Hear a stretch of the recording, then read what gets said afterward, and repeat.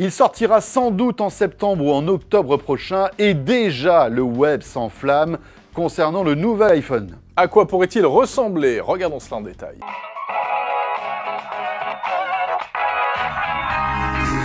Alors déjà, Jérôme, la question qui nous hante, iPhone 6S ou iPhone 7? Et oui, puisque jusqu'à présent, il y a eu un iPhone 5S avant d'arriver à l'iPhone 6, etc. Donc on ne sait pas, mais on peut penser que Apple va encore jouer le modèle intermédiaire. Oui, c'est ça, c'est-à-dire qu'en fait, tous les deux modèles, il y a une rupture technologique, et là, comme la rupture on a eu avec l'iPhone 6, on devra avoir l'iPhone 6S et l'iPhone 6S Plus. Ça va être facile à dire. Ouais, pas évident. Alors qu'est-ce qu'il pourrait y avoir? Des petites choses nouvelles, mais pas très surprenantes. On parle d'un nouveau microprocesseur, ce serait la puce A9, d'un peu plus de RAM, on passerait à 2 Go, ce qui serait le double de ce qu'on a aujourd'hui. On améliorerait aussi le capteur Touch ID, qui est déjà très bon, mais c'est vrai que dans certaines circonstances, il ne marche pas très bien. Par exemple, si vous avez le doigt humide, là, visiblement, il sera encore mieux.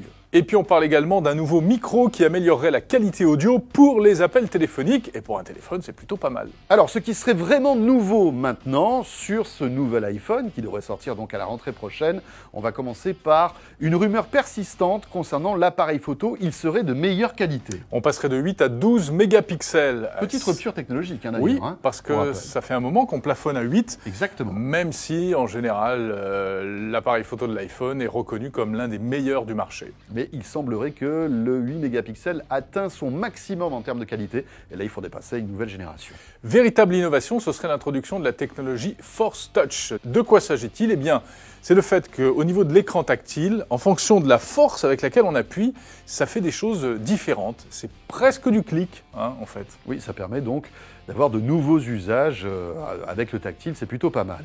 Peut-être aussi revoir la robustesse de ce nouvel iPhone, qui, on le sait, a rencontré quelques petits problèmes, notamment le fameux Bendgate. Certains iPhones se seraient tordus. Et bien là, donc, structure renforcée en aluminium pour que ça n'arrive plus. Oui, il mettrait du zinc même à l'intérieur, qui permettrait donc de faire un produit un peu plus costaud. Solidité également avec le remplacement du verre Gorilla Glass par du saphir synthétique. Et là encore, ça devrait être plus costaud. Voilà, on sait que Apple a investi des milliards dans une nouvelle usine justement de fabrication de saphir synthétique. Peut-être qu'ils pourront en bénéficier donc avec ce nouvel iPhone. Au niveau design, on parle d'un possible nouveau coloris qui serait l'or rose introduit avec la Watch. Et puis pourquoi pas peut-être un iPhone hyper fin comme ce concept d'iPhone Air. En termes de taille d'écran, eh bien on s'attend à 0 changement et on pense qu'Apple va conserver les modèles de l'iPhone 6 et 6 Plus d'aujourd'hui. Voilà, donc 4,7 pour l'iPhone 6 et 5,5 pour le 6 Plus. Ce qui va être intéressant aussi de remarquer, c'est de voir si Apple va continuer à conserver l'ancien iPhone de 4 pouces. C'est vrai qu'il y a des gens qui aiment bien voir ce petit écran.